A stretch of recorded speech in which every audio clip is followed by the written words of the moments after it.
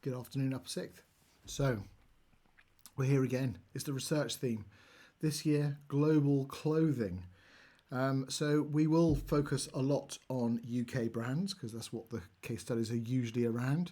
But we will also talk about global supply chain, global customers, entering new markets, all the stuff that you would expect us to cover in this type of research theme. So it's really important that we remember the last few units, I think, for this as well. So our ethics, controlling multinational corporations, impact of multinational corporations, they're going to be in all of this. So we shall see what the questions are, but a couple of things before we start. 8 bullet points, I won't list them all now. The first bullet point was split into 2. So it's quite important because what the awarding body had done is they had put ethics on the end of the first research point. And let's face it, in a fast fashion industry, ethical considerations are very important, even if it's just looking on the environmental impact of fast fashion. These clothes are made to such a low standard that even when we donate them to charity shops and they're sent abroad, quite a lot of the markets abroad don't want them because they're so poor quality. So I've seen a couple of documentaries on the impact of H&M and Primark clothing on the resale value of those and the usefulness. So there's lots of things that we can consider when we're looking at this. So there's other things that we should definitely focus on. We've got to think about that this paper was written probably the end of 2022, beginning of 2023. We're in the COVID hangover period here. Before this, we've seen a rapid growth in online. So I would hope that we're going to see something to do with the decline in traditional high street retailing compared to the rapid growth in online. And when we do, if we do, we need to consider that you have the power to see into the future. The future is now, well, since the paper was written. So you've had at least a year's worth of current affairs that you've been talking about in class, hopefully independently. You should know that people have started to move back towards traditional retail. Yes, there's a growth that's continuing with online. It's not as rapid as it was before. It's wonderful to have that power, that foresight for your MOPs and your 12 and 20 markers. Remember, the 8 markers in this paper, there's no 4s, and the 10s are easy. They're time traps. You over-answer them, you will not have enough time for the 12 and 20 markers, which are those lovely differentiator questions, differentiating the C grade students against the A's, and hopefully the A stars. Okay, so be very mindful, as always, with timing, and we do not want to be putting the entire content of your mind onto a page because you're hoping that it will impress the examiner. They will be more impressed if you just fulfill all the level 4 essay requirements, or level 3 for 8 markers, because there's only 3 levels. So we need to be thinking about when this is. So we're doing a bit of comparison between Marks and Spencer's and Next. And it should be noted, a big thank you to Ian Marcuzzi for allowing me to record these videos, because I've unashamedly plagiarised most of his PowerPoints, and he said it was okay for us to record. So there's a bit of a shout out at the end of this video for him as well. So bullet point 1A, remember we're splitting the first bullet point into 2, and this video will probably be around about, 20 minutes knowing me, and we will see how we get on. So looking at some of the global trends first of all, excuse me, we've got our wonderful tried and tested Statista as a source of information, always very useful, and this will probably pop up straight away in your Google searches when you're doing some independent research for prep.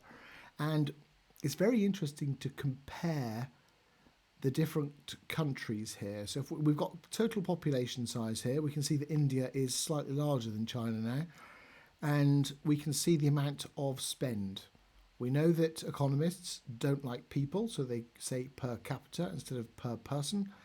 And if we divide that by that, we get that. Okay, so in the United States, no surprise, spending quite a lot of money on clothes. Compared to India, we have got two BRIC countries, emerging markets. Look out for the opportunity to discuss BRIC, Mint, other factors that are emerging markets, because that then opens up a whole new can of worms, which is increasing size of economy, circular flow of income, more disposable income to spend on, for this example, clothes. So we can see that China spends more than India. However, in the future, we can think about the rapid growth of the Indian economy. The Chinese economy has started to slow. It's still a lot faster than the UK, by the way. If only we had 5-point-something% growth every year. And we can see that maybe the Indian market might be more important in the future. Okay, we can also remember what we learnt about China in class. As in the early days of the rapid growth in the economy, we saw the growth in the cities. We saw the international brands go into the cities to sell their wares. And then they went to other cities, and then they went to larger towns. And then maybe they expanded a lot online and in towns. Don't think when it says entering the Indian economy that we are talking about all of India. And if you just talk about India in one context, instead of where the concentrations of wealth might be, you're missing a trick, I believe. Now, if comparing this table, we're also, look down here, the UK spend more money on clothing per person, per capita, if you're an economist, than any other country in this list. More than France, which surprised me, considerably more than France, especially when clothes generally are more expensive in France than they are in the UK. Maybe we're buying high quality clothes. I doubt that. Maybe we're just buying so many of our fast fashion clothes, which is why we see so many of the Primarks and the H&Ms and those sorts of things dotted around our high streets. Very interesting. So and we can then look at possibly the growth figures. So thinking about growth figures in a couple of those countries, compared 4 here. So USA from 2007 to 2022, 40%. Quite a lot, if you think about it.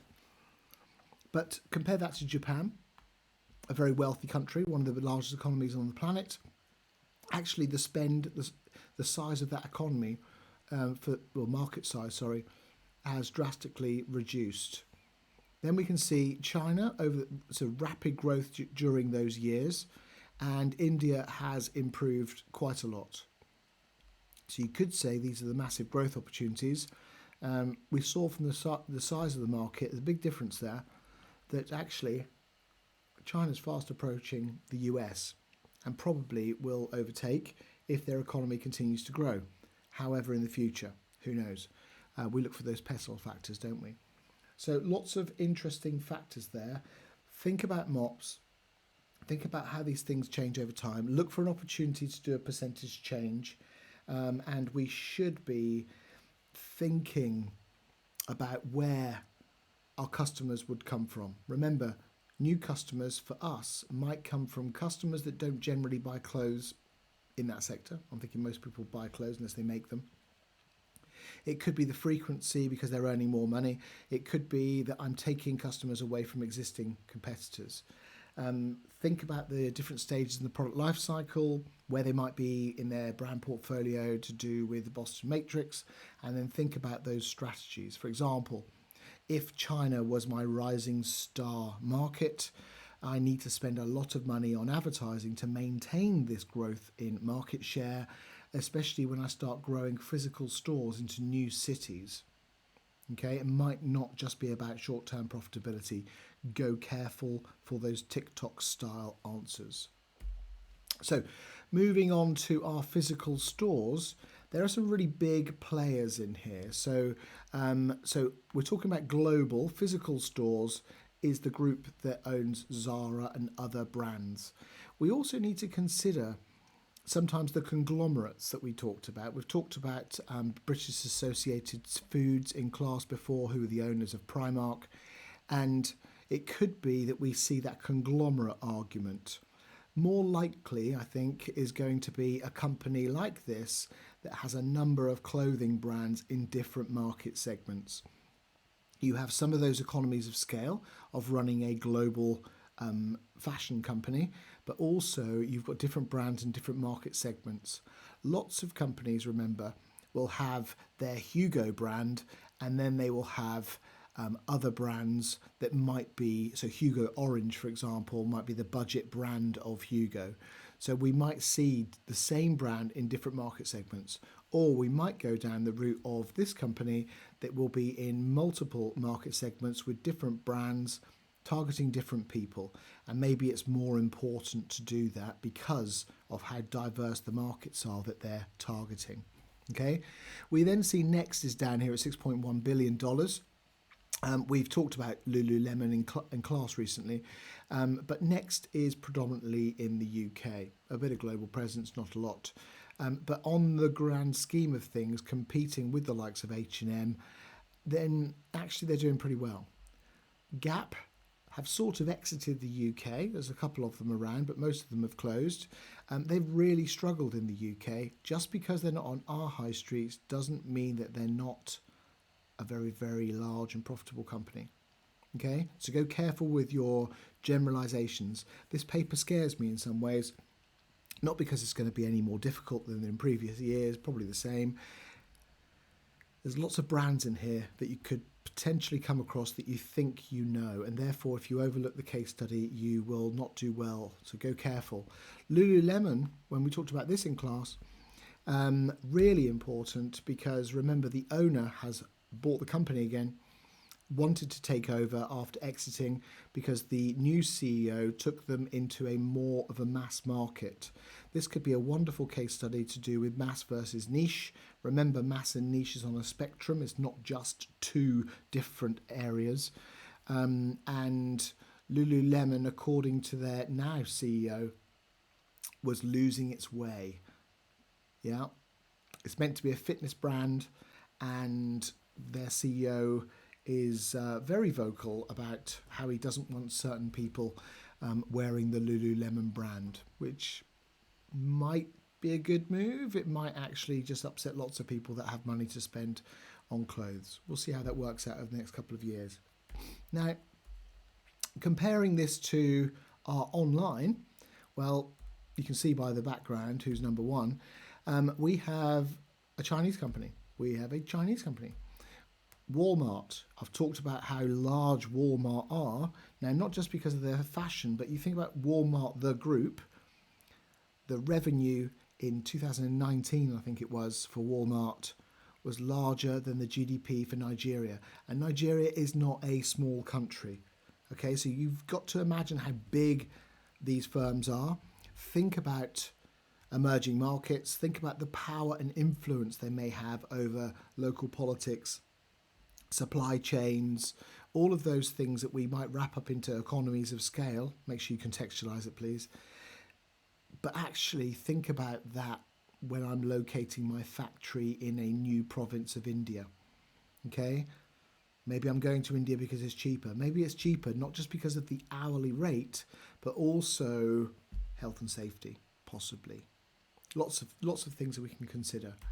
So Nike, obviously a very, very good brand, manufacture a lot of their products in India and lots in China, huge amounts in China.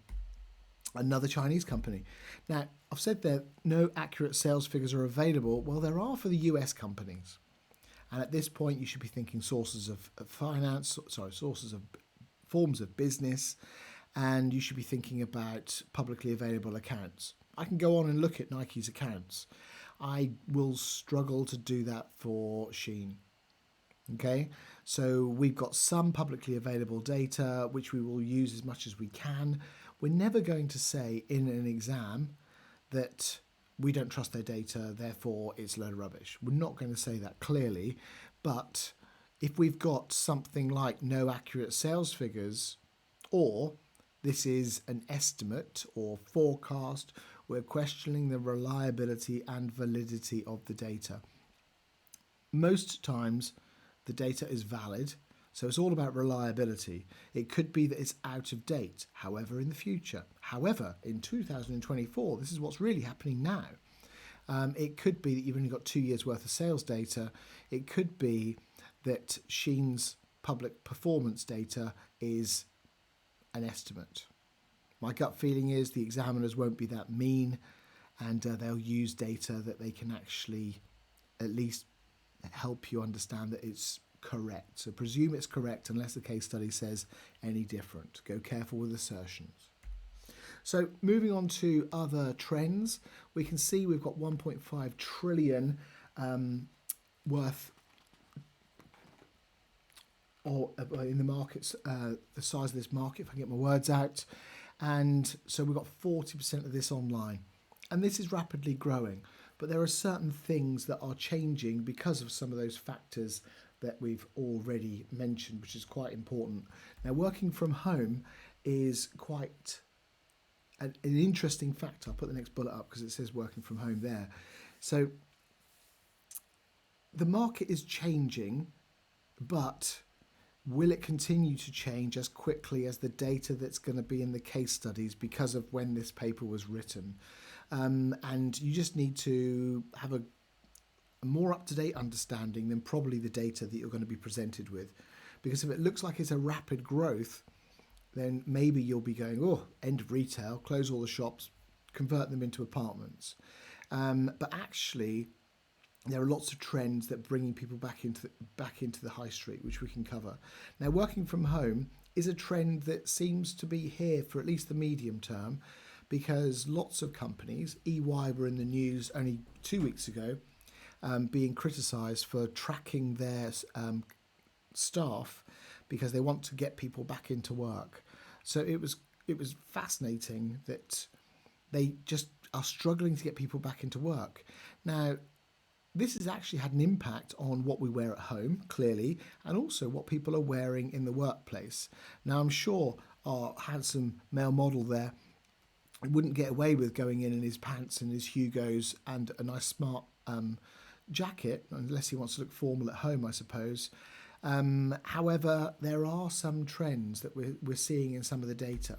So, for example, our previously possible, finance chap might be in a pinstripe suit, but maybe we're going to see more tweed jackets, some lamb's wool jumpers, shirts that don't need to go to the dry cleaner, a pair of chinos that I can stick through the washing machine, and a nice pair of brown shoes. Maybe this smart casual is seen in more offices now than we would have seen before COVID. This has had another impact on related industries. So, for example, my local dry cleaner over the last few years has diversified. So when I spoke to her and said, I've just read something that says dry cleaning is down across the UK. And she said, yes, it's down considerably. And because of that, over the last couple of years, she's become a drop-off point for Every and DHL. So she gets parcels. One of the key cutting places down the road now takes in dry cleaning for a competitive company. They're all having to diversify to get multiple income streams. I found that quite interesting. So the stats say that men's suits sharply fell between 2020 and 2021. No surprise there, really. It's not recovering is the key thing. Now, we're seeing this on the high street. So when I went to buy myself a new suit this year, normally pop into Marks and Spencer's, relatively good quality, not too expensive, and they didn't really have anything. Nothing that I was interested in. They had some bog standard things, not very nice. And actually some of their nicer suits are only available online. Also, if you look at lots of their suits, Marks and Spencer seem to be doing less of their own labelled stuff and more labels from other companies, which means they're probably not even holding them in stock until I buy them, and then they're distributed directly. So this move away from suits has resulted in Marks and Spencer's converting more of their shop floor space into stuff that they will sell, and we're seeing a growth in food, as in Marks and Spencer's food halls, and a reduction in square footage dedicated to smart suits. It makes sense. However, when I bought my suit, I bought 3 different sizes. I'd never worn that brand of suit before.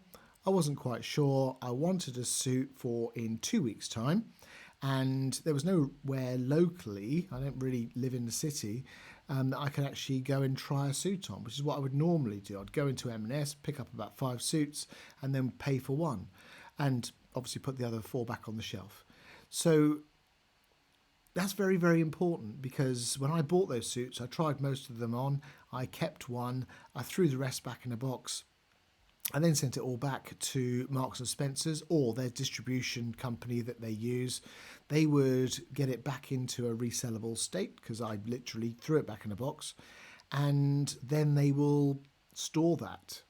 Maybe they end up having to sell it cheaper. But anyway, just another person touching the suits is a cost of operating. And with an increase in online sales, we see an increase in returns. And if we see an increase in returns, we see an increase in costs of those returns. This erodes your profit margin. If online results in you selling more stuff and you making more profit overall, excellent. If it means that you just have to be in online or people don't come into your stores, then actually how long can a customer lose those profits? Okay, so local dry cleaners, da da da. Okay, so excuse me. With online, there are new opportunities for growth. So you're going to get an exam-style question on Cole Buxton. This is a relatively new brand. They sell oversized woolen things like this tracksuit for around about 140, 150 quid. And it's not a budget brand. It's being backed by social media influencers, or they're paying them to back them, clearly. And it's a young, youthful brand, as you can see by the moody teenager modelling this. I couldn't actually find anyone on the internet wearing their clothes that was smiling. So clearly being in a permanently bad mood is part of the brand. Maybe he's just woken up. So you think about the barriers to entry. So back onto the supply chain and how some companies outsource their supply chain, I'm thinking Cole Buxton decided to sell stuff online, pure play, online only. Maybe they don't have the resources to pay for a warehouse. Maybe they just pay a company like DHL, for example, and there are others out there, by the way, and they keep a pallet full of Cole Buxton tracksuits. When I go onto Cole Buxton's website and I buy one of their moody teenagers tracksuits, I think I'm buying from them. It comes through to me in a Cole Buxton bag. I'm feeling the love. Maybe there's a personal message in the bag to me saying, enjoy, hope you're smiling. And then they don't have to pay for a warehouse. They don't have to be experts in warehouses. They also, if they did run a warehouse, maybe they weren't very good at it. Maybe the economies of scale, because they're not selling so many tracksuits, is going to be horrendous. So their costs of storage might be far more than if they outsource it. However, in the future, if this becomes a massive brand, maybe they open their own warehouse. Who knows? But there's some great potential questions to do with how modern logistics, modern supply chains can help new opportunities like Cole Buxton to arrive. This brand, in the bad old days of retail, when we only had shops, would have struggled to get to market, because you're selling your products to department stores and they will sell them for you. They will expect very good profit margins, and maybe they're not willing to take a risk on a relatively unknown brand. So in lots of ways, the internet is very cheap and very easy to get your product to market. However, because of that, it's very, very crowded. How do you stand out? Well, spending a lot of money on advertising. And advertising also includes paying your favourite social media influencer to wear your big tracksuit. However, introducing the next slide, if we think about those established retailers, they can soon stock some tracksuits, I'm sure. They've seen some growth, but very limited compared to some of the other online activity. That might be because of their demographic. It might be because they want people to come more into the stores for lots of reasons. Okay, so looking at Marks and Spencer's, we can see online stuff between 2 years. We've seen quite a big improvement. Okay, so traffic to websites. Okay, millions of people. Conversion rates down slightly. Well, maybe that's because internet is just so easy to compare and contrast different companies. I'm looking for a pair of chinos. I look at M&S. I look at Next. I buy them from Next. Okay, so not necessarily the end of the world, and it's less than 1%. And as long as they're gaining more profitability at the end of it, we can see that their sales are up by 4.6%. Not sure what the profits are there. So if we think about the average orders, the average order is increased a little bit. So we've got a bit of a difference there, which is good. And that means that once people are on the website, maybe they're enjoying it, maybe they're taking the opportunity to buy some of those optional extras that they talk about in their little pop-ups. Would you like to buy socks with these shoes? Those sorts of things. Or maybe it's just that Marks and Spencer's are starting to improve their clothing offer and people are buying more stuff from them. Maybe it's because of inflation. Okay, so yes, people are spending more money on their clothes. Does this really mean we're spending more money, or is this just prices are generally going up in the economy? 3.2% between these two periods of time. I'm thinking inflation was probably in double digits at one point. So we have to be very cautious of selling that as a really big benefit, especially if inflation is mentioned in the case study. Because if they mention it, it's there for a reason. Our return rates have increased.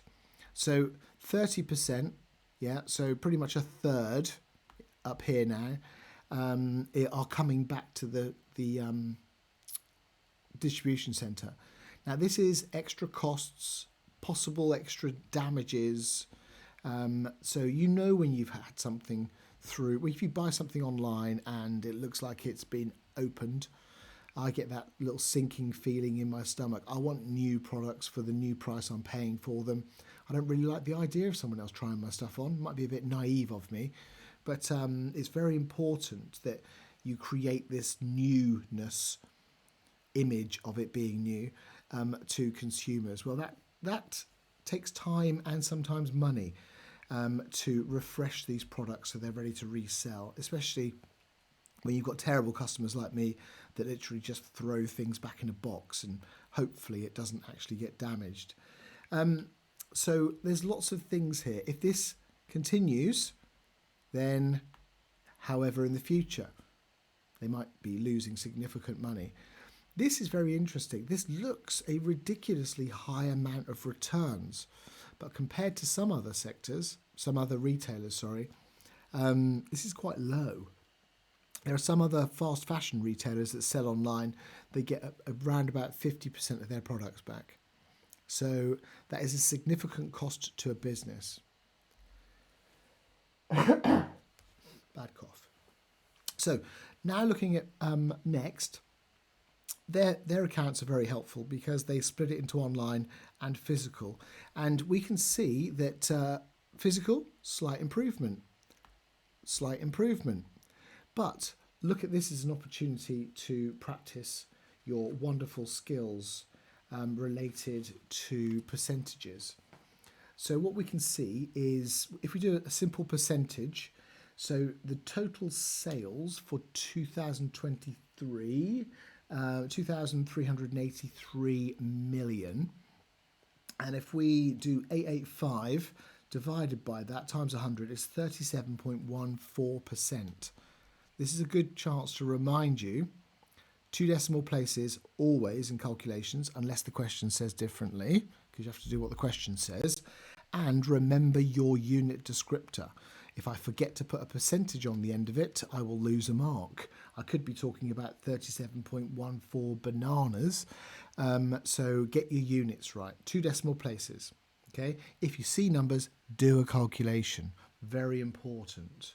Okay, so if we think about this as a comparison between Marks and Spencers and Next, well, Marks and Spencers are sort of growing a little bit in online. Next have been doing this for years, but Next had a comment I read about them in an article the other week, and they were called the cockroaches of the high street. Now that was meant in a positive way, if you can possibly call someone a cockroach in a positive way, as in no matter what's happening, they still survive. Now Next are closing unprofitable stores. So if you pop to Corby High Street, if you're brave enough, then you won't find a Next. Quite rightly so.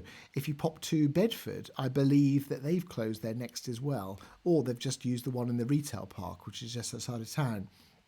You go to Milton Keynes, there's a great big Next there. It's massive. It's probably in the most expensive part of the shopping centre because it's next to John Lewis. It's next to where they do all the Christmas fairs and the beach parties in the summer. And if there's more people walking past your shop, the more it costs per square foot. You need people, you need storage space, you need retail space, you need loads of things, including accepting the returns from your people that have bought stuff online. Now, I think this is a fundamentally important part of their business model. If I buy something online, I might not want to be sending it back by the postman. There's an extra cost there, possibly. And maybe it's more convenient for me to go in. If I've just picked up the wrong size, maybe I can go in and pick up the right size. So in some ways, you have this symbiotic relationship between these multiple distribution channels, online versus bricks and mortar. We can see that there's a fundamentally different profitability in them as well. So £84 million, yeah, we can see, quick calculation, and compared to that, 16%. There's a big difference there. So if we were just a profit-orientated company, maybe we would focus less on bricks and mortar. However, 84 million quid shouldn't be sniffed at. And as long as this margin continues to stay around that, or slightly improve, look, it's improved between the years, then maybe they're happy. But maybe this is directly linked to the profitability of their online. These are one business at the end of the day, even though these accounts separate them out. Okay, big difference in operating profits. Huge difference. Okay, and growth in profits. But some companies would be happy with that small growth. It's growing fast in the UK economy. Okay, so something to take into account. Now, this makes me think about online versus destination shopping. So this is the Next at the sunny Rushton Lakes, just down the road from me. Now, as you can see from the lovely ladies from TUI, the travel company, and there's also a Costa Coffee sign up there if you look up there. Last time I checked, Costa don't sell jeggings. Or sandals to go on holiday once I've booked it with TUI. But the TUI and Costa being in the building is a reason to go into Next. Also, it helps them offset some of their very, very expensive rent prices. And TUI, maybe because most of their holidays are being sold online as well, they might be able to save some retail costs as well by going into a Next store, and people go into Next and maybe they suddenly see TUI and buy a holiday. So there's lots of relationships like this. I'm not sure who owns the Costa Coffee franchise in Next. I think part of me really hopes it is Next and not just another company, but that might not be true, by the way. I might have just made that up. But we are seeing a growth in destination shopping experiences. I think that's an important term. So when we're thinking about fashion retail, well, actually, I might find it cheaper online. I might have better range online. I can get near enough next day delivery if I want to from most companies. Why bother going to the shops? Well, at Rushton Lakes, I can go canoeing. I can go windsurfing. I can go to Wagamama's and fill my boots with some spicy noodles or ramen or something. I can pop up and do some rock climbing. I can go to the lovely cinema that's up there as well. And I can physically touch stuff. Now, it's not just about touching the clothes and feeling the fabrics, and that's very important to most consumers, by the way. I can try that when I'm at home and I can send it back. But if I want a shopping day, I want a shopping experience, then maybe the destination shopping areas are where the retailers will continue to go to. I mentioned that Next on Bedford High Street has closed. Next on the retail park, with lots of other retail shops around them, with some very good parking that the local authority don't charge you for, still very busy. Okay, so maybe more people will shop online, but maybe this also helps evolve the shopping experience.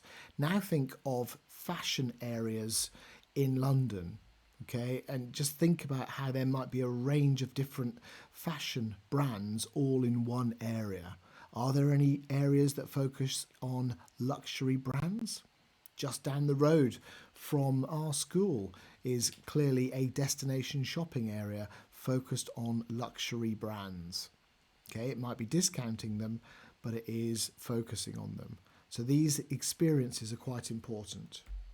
So thinking about those two brands and finishing off this bit of the section, a bit more to go on the video, we can see that there's more online, okay?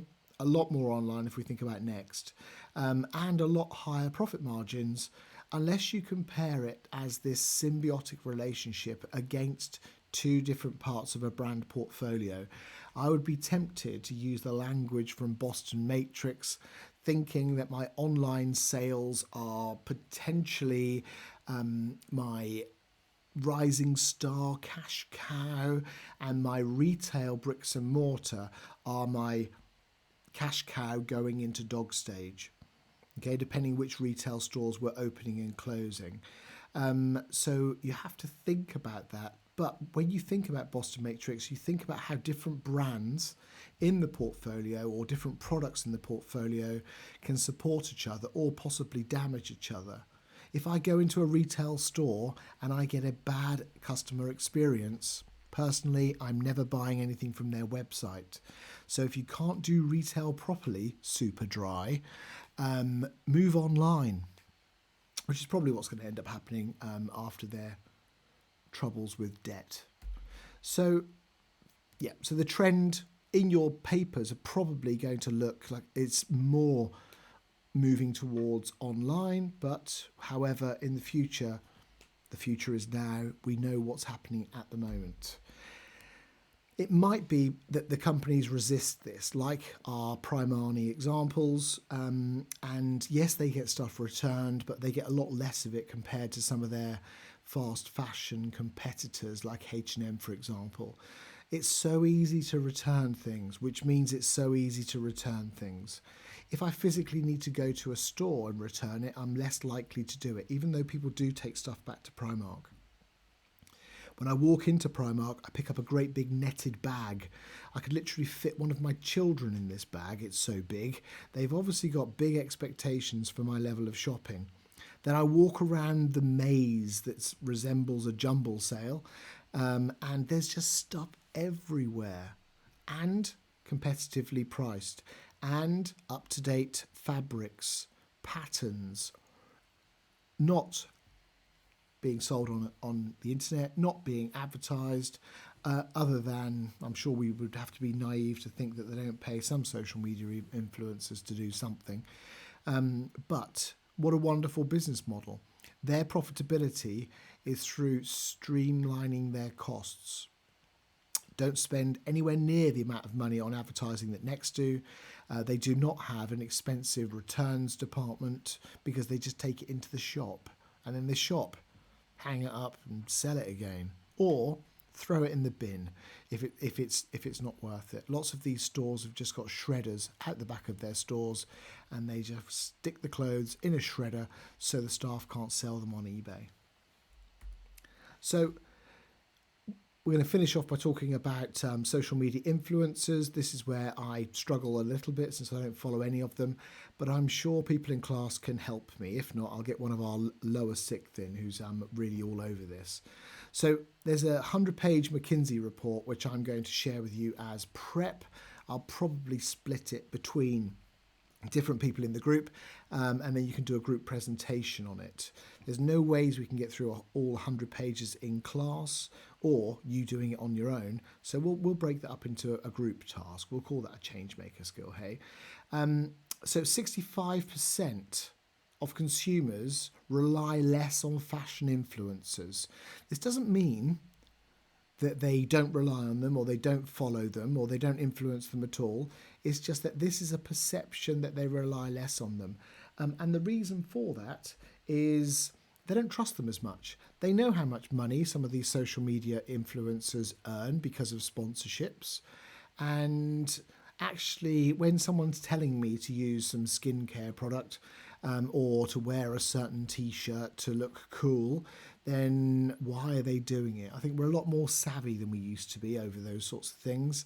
So it's very important that we consider that.